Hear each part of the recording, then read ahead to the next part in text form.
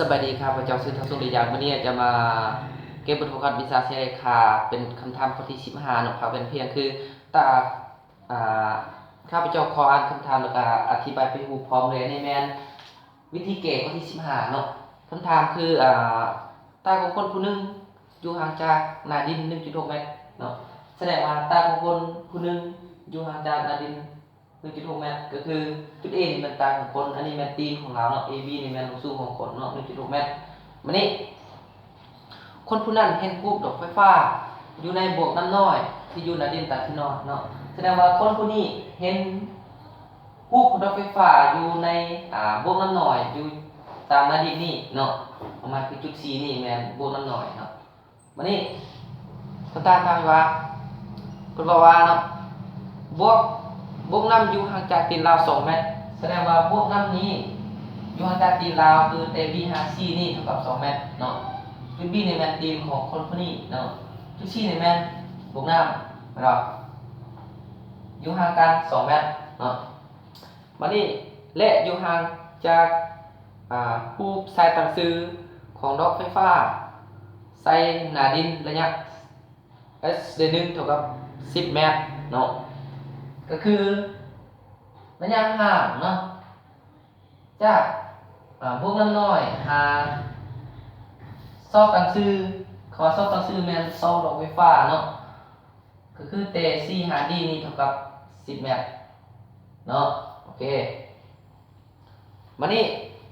จงคิดไล่ระยะห่างจากหน้าดินหอดอกไฟแสดงว่าให้เราคิดไล่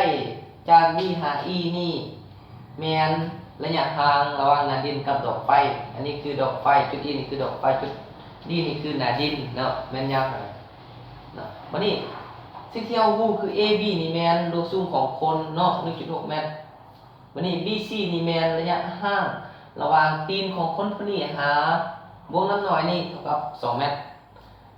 วันนี้ CD ทั้ง10 เมตรก็คือระยะห่างระหว่างวงน้ำหาซอกตังซื้อของดอกไฟเนาะเท่ากับ10 เมตร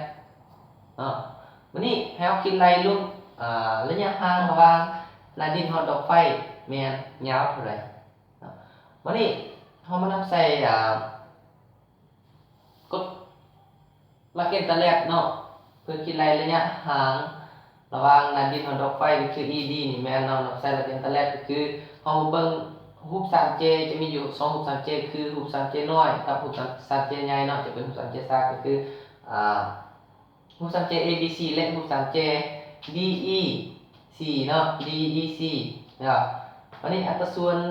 ของมันคืออัตราส่วนรูป 3J อัตราส่วนรูป 3J น้อยเนาะ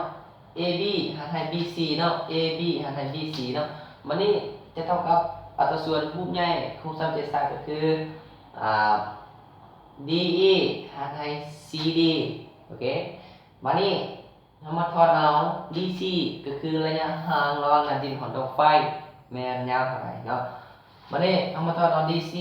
จะเท่ากับ AB คูณให้ CD หารให้ BC เนาะ AB ของครูแล้วคูณให้ CD ของครูแล้ว BC ของครูแล้วเนาะไม่เอามาแทนค่าเลยคิดไล่ออกมาก็คือคิดไล่ออกมามันจะได้อยู่ระยะห่างระหว่างดินกับดอกไฟคือแต่ E หาร D จะต้องอยู่8 เมตรเนาะ ED เนี่ยก็คือระยะห่างดอกไฟกับหน้าดินเนาะหรือว่าระยะห่างหน้าดินของดอกไฟนี่เท่ากับ8 เมตรเนาะมาสันนี้คนนี้เนาะ